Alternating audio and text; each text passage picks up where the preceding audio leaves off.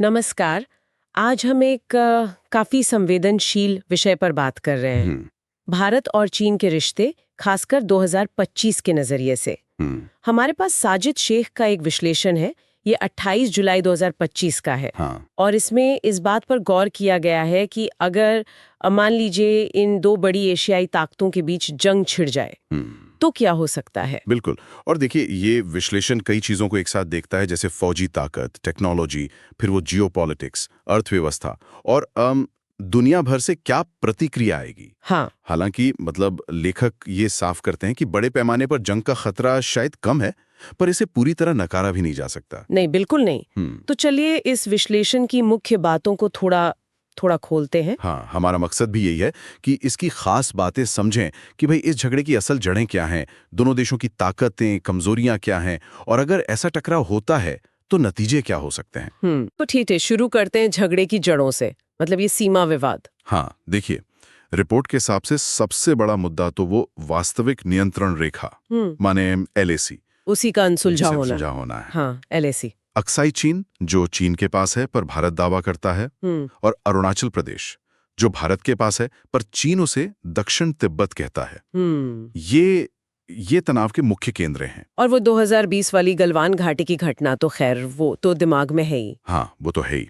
और फिर इसका भू रणनीतिक पहलू भी है। हाँ, बताइए। ये हिमालय का जो इलाका है वो एक तरह से डिफेंसिव है, लेकिन वहां फौज और सामान पहुंचाना, वो लॉजिस्टिक्स बहुत मुश्किल है। मुश्किल है, बिल्कुल। तिब्बत की तरफ चीन का इंफ्रास्ट्रक्चर काफी बेहतर बताया गया इसमें।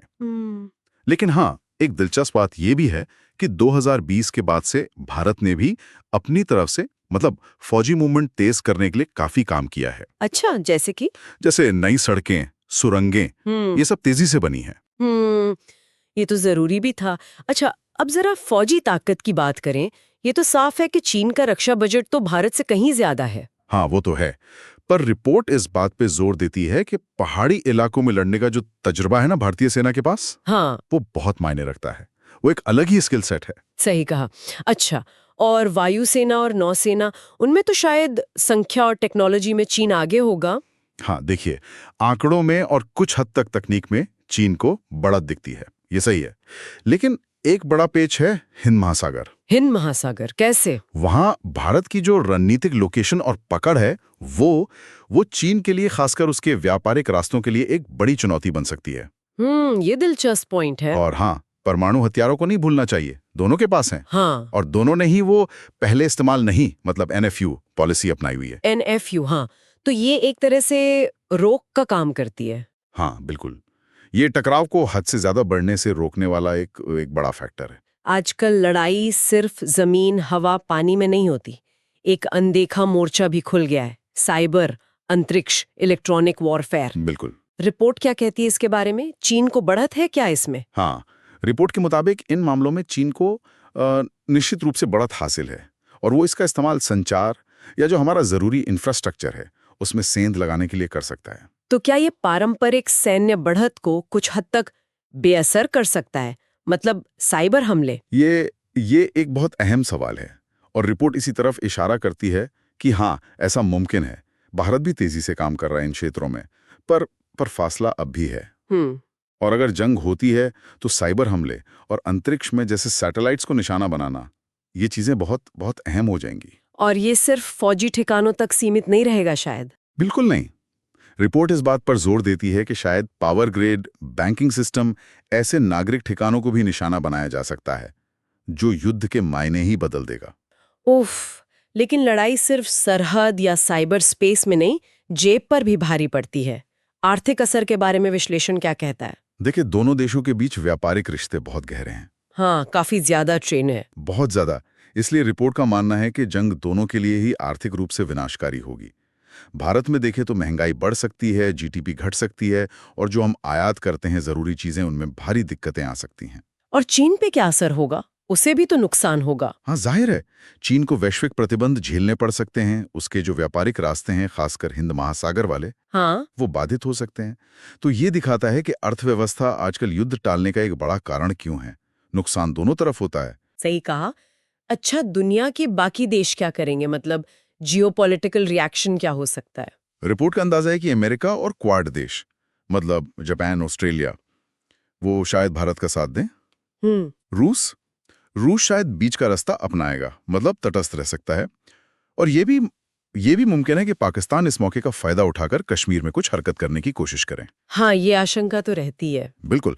और यूरोप, आसियान देश ये सब शांति की अपील करेंगे, पर सीधे तौर पर शायद दखल देने से बचें। तो कुल मिलाकर दुनिया के मंच पर हालात काफी पेचीदा हो जाएंगे। और देशों के अंदर, मतलब भारत और चीन के अंदर क्या माहौल होगा? विश्लेषण कहता है कि भारत में राष्ट्रवाद तो बढ़ेगा, पर साथ ही आर्थिक मुश्किलें भी बहुत बढ़ेंगी। चीन में सरकार शायद किसी भी तरह के विरोध को सख्ती से दबाएगी, लेकिन वहां भी आर्थिक अस्थिरता का खतरा तो रहेगा ही। दोनों ही सरकारों पर अपने देश के अंदर से भारी दबाव होगा। तो आखिर में ये विश्लेषण युद्ध की शक्ल कैसी देखता है? क्या ये पूरी तरह से होगा या सीमित रहेगा? लेखक का साफ मानना है कि अगर जंग हुई भी तो वो शायद सीमित और किसी खास इलाके तक ही रहेगी। मतलब फुल स्केल वॉर या परमाणु युद्ध की आशंका कम है।